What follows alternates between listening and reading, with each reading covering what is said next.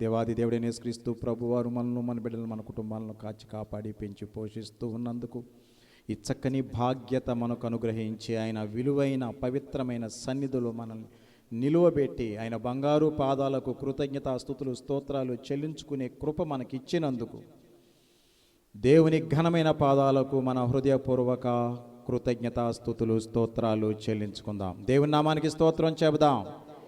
దేవుడిచ్చిన ఆయుష్ను బట్టి దేవునికి స్తోత్రాలు చెల్లించుకుందాం. దేవుడిచ్చిన ఆరోగ్యాన్ని బట్టి దేవునికి స్తోత్రాలు చెల్లించుకుందాం.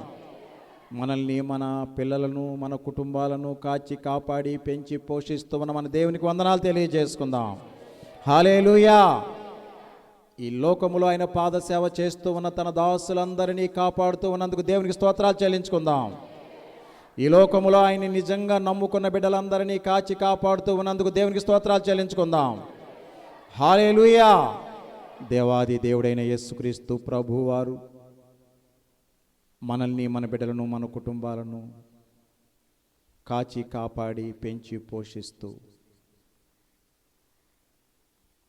ఈ చక్కని మందిరం మన కోసం, మన బిడ్డల కోసం, మన కుటుంబాల కోసం, మన గ్రామాల కోసం, మన చుట్టుపక్కల గ్రామాల కోసం, అనేక మంది కోసం మనకు అనుగ్రహించినందుకు దేవుని ఘనమైన పాదాలకు మన హృదయపూర్వక కృతజ్ఞతాస్తుతులు స్తోత్రాలు చెల్లించుకుందాం.